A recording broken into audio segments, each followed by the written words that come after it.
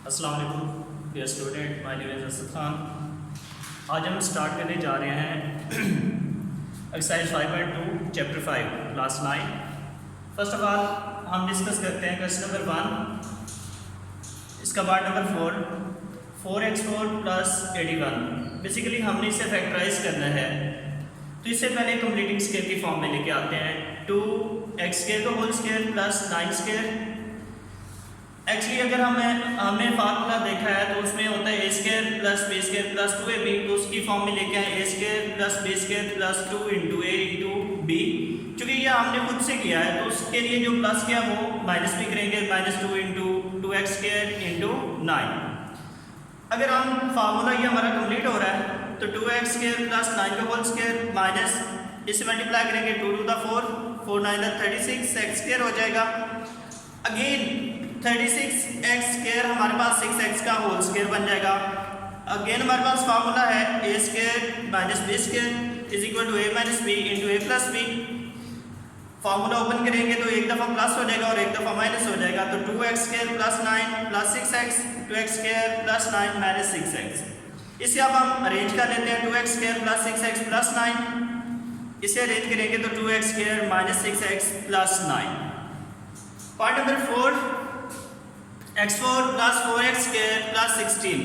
Again हम इसे completing square की फॉर्म में लेके जाते हैं, तो ये लिखा जा सकता है x² का होल स्केयर प्लस 4 का whole square plus 4x²। By completing square a² plus b² plus 2 into a into b। ये काम हमने खुद से प्लस किया है तो उसी को माइनस कर देंगे, प्लस 4x² ऑलरेडी हमारे पास है। अब हम इसे क्लोज करेंगे तो ये बन जाएगा x² प्लस 4 का होल स्केयर माइनस इसे मल्टीप्लाई करेंगे तो माइनस 8x² हो जाएगा plus 4x²। Minus 8x² plus 4x² तो हमारे पास बाकी क्या बचेगा माइनस 4x²। अगेन हमारे पास ये आ जाएगा x² प्लस 4 का होल स्केयर माइनस 2x का होल स्केयर। फार्मूला हमारे पास a² minus b² is equal to a minus b into a plus b। तो जब हम इसे फार्मूला लगाएंगे तो x² plus 4 minus 2x into x² plus 4 plus 2x। Arrange कर लेंगे x² minus 2x plus 4, x² plus 2x plus 4। Now question number 2, इसके साथ स्टूडेंट्स मैंने लिखा हुआ है सदाबहार क्वेश्चन। इसका मतलब ये है कि ये हमारा लाइफ टाइम चलता है जब तक हम मैथमेटिक्स पढ़ते रहते हैं। ये हमारे लिए बहुत इंपॉर्टेंट है, आपने भी इस पर बहुत ज़्यादा फोकस करना है। ये x² plus 14x plus 48 mid term breaking भी इससे कहते हैं। इसका मतलब ये होता है कि हमने फर्स्ट टर्म और लास्ट टर्म को मल्टीप्लाई करना होता है, देन उसके फैक्टर्स लेने होते हैं। अगर मल्टीप्लाई करेंगे कितना बन जाएगा 48 बन जाएगा। अब हमने 48 के कोई से दो फैक्टर ऐसे लेने हैं जिनको मल्टीप्लाई करें तो प्लस का 48 बने और ऐड करें तो प्लस का 14 बने। उसके लिए हमारे पास 48 के दो फैक्टर हैं 8 एंड 6। सो हम इसे लिख सकते हैं x² plus 8x plus 6x plus 48। यहाँ से हमारे पास x कॉमन आ रहा है तो x प्लस 8 हो जाएगा, यहाँ 6 कॉमन आ रहा है तो x प्लस 8। अब दोनों में कॉमन देखेंगे तो हमारे पास कॉमन टर्म है x प्लस 8। यहाँ पे क्या बचेगा x बच जाएगा और यहाँ पे 6 बच जाएगा, तो ये हमारा सोल्यूशन होगा। इसका पार्ट नंबर 2 है x² प्लस x माइनस 132। बेटे अगेन इसकी फर्स्ट और लास्ट टर्म को मल्टीप्लाई करेंगे हम माइनस 132 आएगा उसका प्रोडक्ट। अब हमने कोई से दो फैक्टर ऐसे लेने हैं जिनको मल्टीप्लाई करें तो माइनस 132 बने और ऐड करें तो प्लस का 1 बने। तो इसके लिए हमें एक प्लस पॉजिटिव फैक्टर चाहिए होगा और एक नेगेटिव फैक्टर चाहिए होगा। 12 और 11 को मल्टीप्लाई करेंगे तो 132 बनता है। क्योंकि यहाँ पे हमें प्लस चाहिए तो बड़ी वैल्यू के साथ क्या करेंगे, बड़े फैक्टर के साथ प्लस लेंगे, तो ये हमारे पास बन जाएगा x² plus 12x minus 11x minus 132। x common लेंगे तो x प्लस 12 माइनस 11 कॉमन लेंगे तो x प्लस 12 आ जाएगा। अब दोनों में हमारे पास कॉमन आ रहा है x प्लस 12, तो यहाँ पे बच जाएगा x और यहाँ पे माइनस 11, तो इसका ये सोल्यूशन आ जाएगा।